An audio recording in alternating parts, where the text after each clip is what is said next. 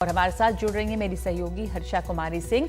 अब हर्षा, इस समय ये भी देखना इंपॉर्टेंट होगा कि क्या यहाँ पर सचिन पायलट को किसी तरह का समर्थन मिलता दिख रहा है क्या?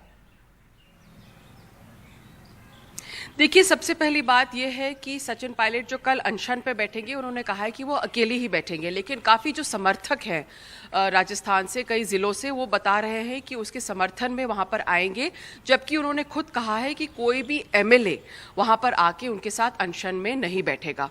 तो ये एक सोची समझी रणनीति है, शायद एक परसेप्शन किलने के लिए कि वो एक सोल क्रूसेडर है गहलोत गवर्नमेंट के खिलाफ भी और एक तरह से पूर्व बीजेपी गवर्नमेंट के खिलाफ भी। और अगर टकराव की स्थिति है गहलोत गवर्नमेंट के खिलाफ भी और पूर्व बीजेपी गवर्नमेंट के खिलाफ भी, तो शायद कोई तीसरा विकल्प वो तैयार कर रहे हैं, ऐसा प्रतीत होता है। दूसरी बात यह है कि काफ़ी एमएलएज जो है, जैसे वेद प्रकाश सोलंकी है या आपने अभी प्रताप सिंह खाचरियावास को सुना, वो उनके समर्थन में बोल रहे हैं।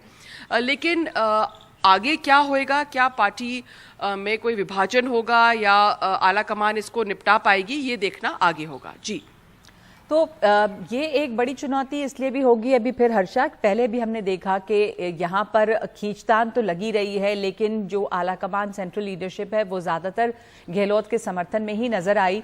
और अब जब ये चुनाव के ठीक पहले एक बार फिर से ये एक तरह से बागी सुर दिखा रहे हैं सचिन पायलट, तो कांग्रेस के लिए ये मुश्किल खड़ी करेगा। चुनाव के ठीक पहले बहुत नज़दीक हैं, आलाकमान नहीं चाहेगी कि किसी तरह का कोई फेरबदल यहाँ पर हो।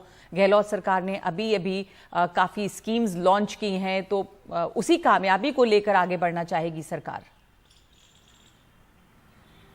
देखिए, गहलोत सरकार का जो पूरा थ्रस्ट है कैंपेन का, वो ये है कि जो समाज कल्याण की योजनाएं हैं गहलोत गवर्नमेंट भी, उस पर उसके परफॉर्मेंस के तहत वो दोबारा रिपीट करना चाहती है। ये बहुत क्लियर है, पार्टी लाइन है, और ये भी जो जयराम रमेश ने स्टेटमेंट दिया था उससे भी साफ हो गया है।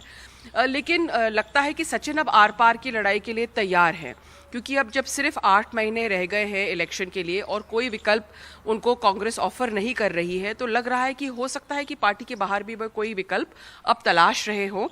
लेकिन अब जो दरारें हैं, शायद इस बार एकजुट या उस पर जो है एक तरह से मरहम या उस दरारों को पास लाने का अब नहीं लगता है कि ये कोई रास्ता निकल पाएगा।